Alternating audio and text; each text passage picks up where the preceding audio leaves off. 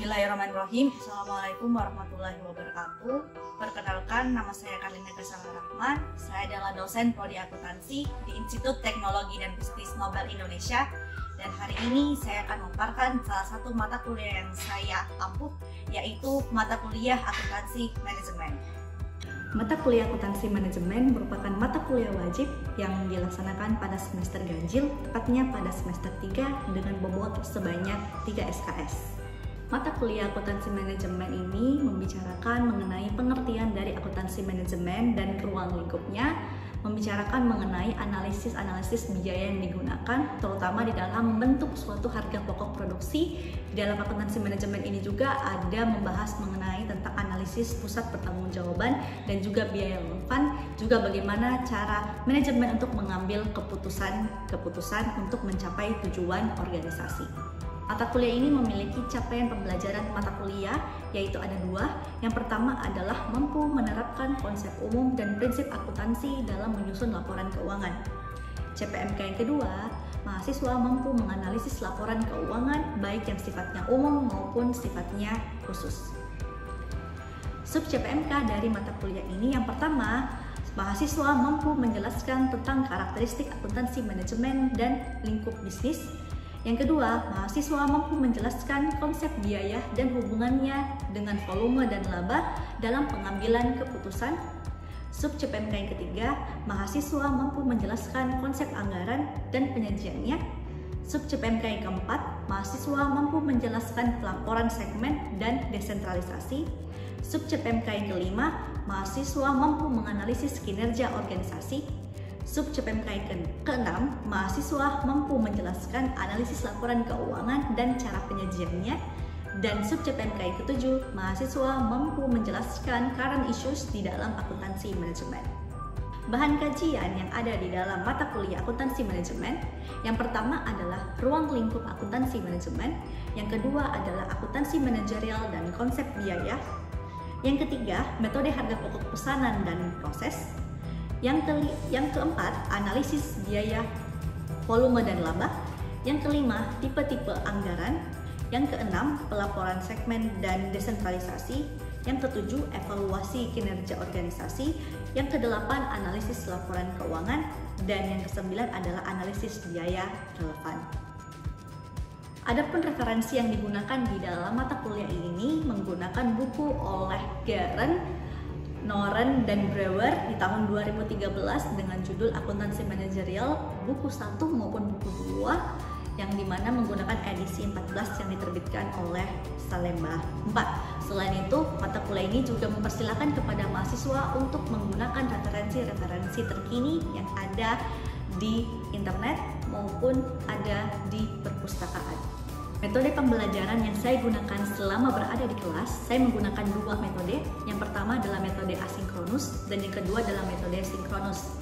Adapun metode asinkronus itu saya menggunakan metode ceramah di mana dosen atau saya memberikan materi kepada mahasiswa. Yang kedua adalah sesi diskusi di mana mahasiswa saya bentuk kelompok untuk mempresentasikan topik-topik yang akan dibahas pada setiap pertemuan. Setelah itu, saya mempersilahkan mahasiswa untuk melakukan tanya jawab, baik itu pada saat presentasi ataupun pada saat dosen melakukan pemaparan materi. Selain metode asinkronus, saya juga menggunakan metode sinkronus, yaitu menggunakan aplikasi-aplikasi terkini untuk memberikan pembelajaran. Salah satunya adalah menggunakan akses video pembelajaran yang dosen rekam ataupun saya rekam dan nantinya akan saya masukkan ke dalam sistem LMS di kampus. Selain video pembelajaran, juga saya memberikan kuis berupa kuis online menggunakan aplikasi seperti Mentimeter, Kahoot, dan juga Quizizz.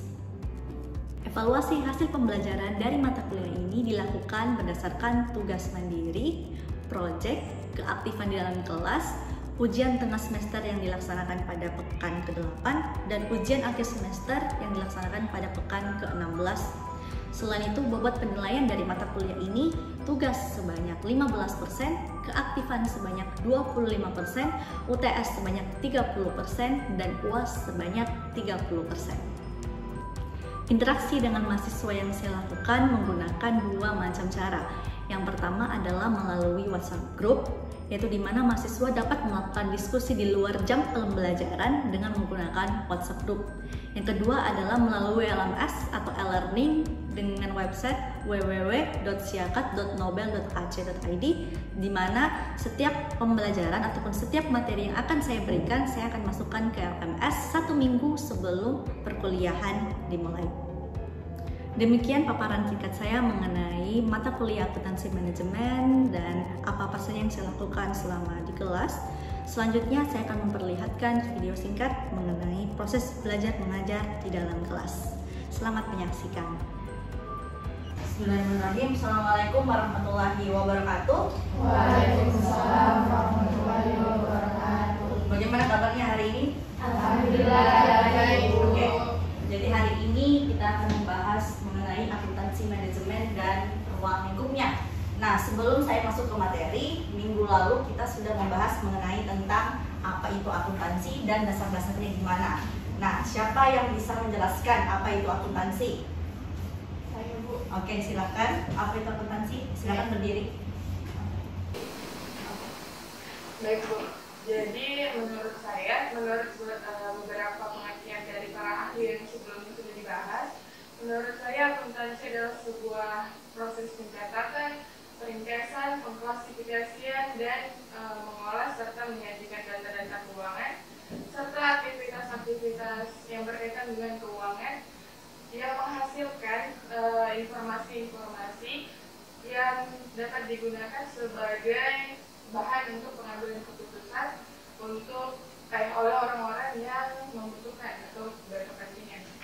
Baik, yang bagus sekali. Jadi betul, jadi akuntansi itu merupakan suatu proses pencatatan, pengkisaran, dan juga posting ya. Gunanya untuk apa? Untuk memberikan informasi bagi orang-orang yang membutuhkan. Seperti itu. Terima kasih atas jawabannya. Baik, kita langsung masuk saja ke materi, yaitu akuntansi manajemen dan ruang lingkupnya. Oke, jadi yang pertama adalah pengertian dari akuntansi manajemen. Jadi pengertian akuntansi manajemen ini banyak sekali yang menjabarkan ataupun memberikan pengertian, tetapi saya mengambil cuma ada 1 dan 2 nanti setelah ini ya.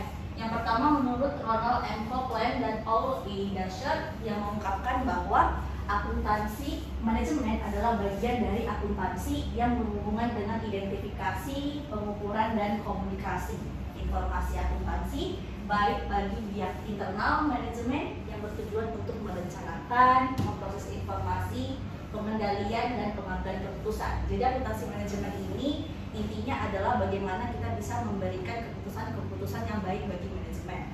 Ya, jadi akuntansi manajemen ini hampir mirip dengan manajemen sebenarnya. Jadi bagaimana kedua bidang ilmu ini saling berkolaborasi. Seperti itu. Itu untuk pengertian menurut Ronald M. Copeland ya. Nah, kalau menurut Supriyono mengatakan bahwa akuntansi manajemen merupakan salah satu bidang akuntansi yang tujuannya untuk menyajikan laporan-laporan suatu usaha atau organisasi tertentu untuk pihak internal yang meliputi berbagai macam fungsi manajemen. Salah satunya adalah perencanaan, organizing, actuating, sama controlling yang biasa kita singkat sebagai POA ya, seperti itu. Nah, POA itu adalah salah satu fungsi manajemen yang dikemukakan oleh GR Terry. Seperti itu, jadi memang sangat terkenal fungsi manajemen itu ya. Jadi kalau untuk Supriyono seperti itu.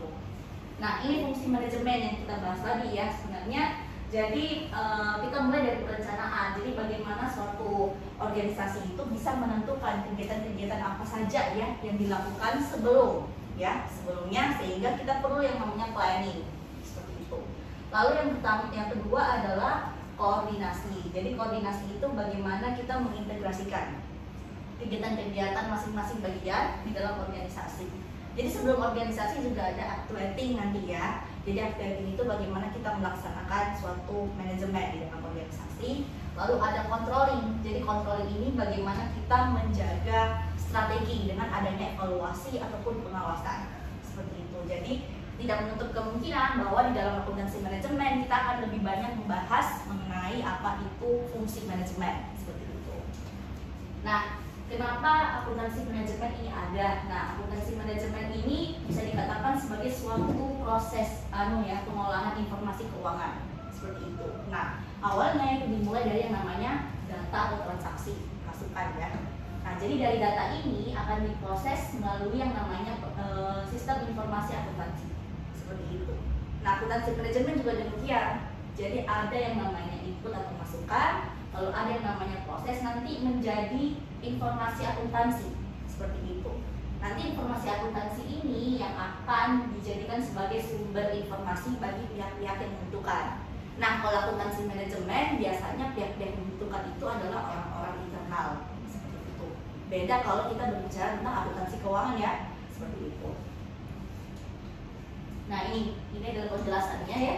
Jadi penjelasannya, akuntansi manajemen dapat dipandang sebagai suatu sistem informasi yang menghasilkan keluaran. Nah, keluaran tadi adalah suatu informasi ya, dengan menggunakan masukan dan memprosesnya untuk mencapai tujuan khusus manajemen. Nah, biasanya kalau akuntansi manajemen itu digunakan ya untuk internal, biasanya untuk pengambilan keputusan. Pengambilan keputusannya itu entah untuk membuat suatu strategi ya, ataupun bagaimana caranya agar perusahaan itu bisa mencapai tujuan organisasi. Seperti itu. Itu gambaran dari proses akuntansi manajemen sebagai suatu sistem informasi. Gitu ya. Nah, sekarang kita masuk ke akuntansi manajemen sebagai suatu tipe akuntansi. Nah, secara umum sebenarnya kalau kita bicara akuntansi itu banyak sekali macam-macam tipenya. Tapi karena kita belajar akuntansi manajemen, makanya kita membandingkannya dengan akuntansi keuangan. Seperti itu. Jadi tipe akuntansi itu kalau garis besarnya ada akuntansi keuangan sama akuntansi manajemen. Tapi akuntansi itu sangat banyak macamnya. Seperti itu. Ada akuntansi biaya, ada auditing, ada akuntansi perpajakan, syariah, dan macam-macam lainnya. Seperti itu. Jadi kenapa harus dibandingkan antara dua ini? Karena kalau dalam perusahaan kedua ini tuh saling berkaitan satu sama lain. Seperti itu. Nah, apa sih persamaan dari akuntansi manajemen dengan akuntansi keuangan? Nah, kalau kita lihat di sini ya, sama-sama merupakan suatu sistem informasi. Jadi akuntansi manajemen juga menghasilkan informasi, akuntansi keuangan juga menghasilkan informasi. Seperti itu. Nah, yang kedua, prinsip akuntansi yang digunakan untuk penyusunan informasi akuntansi keuangan itu juga relevan untuk manajemen juga. Seperti itu. Jadi kalau akuntansi keuangan menggunakan standar akuntansi keuangan, di dalam akuntansi manajemen juga menggunakan standar akuntansi keuangan juga, seperti itu, ya. Nah, yang ketiga adalah data yang digunakan untuk kedua tipe sama-sama berasal dari informasi operasi. Jadi akuntansi keuangan juga datanya dari operasional juga, akuntansi manajemen juga datanya dari operasional juga. Jadi sama-sama berasal dari informasi operasi. Nah, kalau kita melihat di gambar ya, ini adalah hubungan antara akuntansi manajemen dengan akuntansi keuangan. Kita selipkan akuntansi biaya seperti itu. Nah, biasanya kalau dalam perusahaan, terutama perusahaan manufaktur ya, pasti ada yang namanya akuntansi biaya tersebut di sini. Kenapa dilihat terpotongan di sini? Karena informasi yang didapatkan dari akuntansi biaya itu digunakan juga oleh akuntansi manajemen, begitu pula dengan akuntansi keuangan seperti itu. Jadi informasinya ini saling dibutuhkan masing-masing bidang. Jadi contoh misalnya di akuntansi keuangan, paling angka-angkanya saja untuk menyusun yang namanya misalnya harga pokok penjualan, harga pokok produksi. Nah, kalau di akuntansi manajemen, informasi apanya? Misalnya informasi mengenai jenis-jenis biaya ataupun jenis-jenis bahan yang digunakan, bagaimana tenaga kerjanya. Nah, seperti itu. Itu informasi yang didapatkan, sehingga akuntansi biaya itu masuk di perpotongan antara akuntansi keuangan dengan akuntansi manajemen. Seperti itu ya. Ini gambaran dari hubungan antara ketiganya. Jadi ketiganya ini saling berkaitan satu sama lain. Seperti itu. Tapi khusus untuk perusahaan manufaktur. Kalau perusahaannya bukan perusahaan manufaktur, biasanya nggak perlu ada akuntansi biaya, paling ada akuntansi keuangan sama akuntansi manajemen. Seperti itu ya. Nah, peran akuntansi manajemen terhadap perusahaan itu biasanya menekankan pada tujuan pencapaian organisasi. Kalau misalnya tidak berjalan dengan lancar, maka akuntansi manajemennya ini biasanya tidak berjalan dengan baik. Seperti itu, karena memang tujuannya adalah goals. Seperti itu. Lalu yang kedua adalah merupakan peran mendukung juga, mendukung organisasi dari belakang. Seperti itu, supaya kelihatan di depan stakeholder bahwa perusahaan ini baik. Begitu secara keseluruhan. Itu peran akuntansi manajemen terhadap perusahaan. Nah, itu tadi ya beberapa materi yang saya sampaikan. Jadi ini adalah latihan soal ya, latihan soal yang silakan adik-adik mahasiswa bisa Itu nanti jadwalnya akan saya buka di e-learning, gitu ya. Oke, baik, itu saja pembahasan mengenai materi ini. Ada yang mau ditanyakan? Oke, silakan. Baik Ibu, terima kasih. Pertanyaan saya itu apa yang membedakan antara akuntansi keuangan dengan akuntansi manajemen? Jadi akuntansi manajemen dan akuntansi keuangan itu perbedaannya ya. Yang pertama itu adalah pemakai informasinya, ya. Jadi kalau akuntansi manajemen itu pemakai informasinya adalah orang-orang internal. Kalau akuntansi keuangan pemakai informasinya adalah eksternal, seperti itu.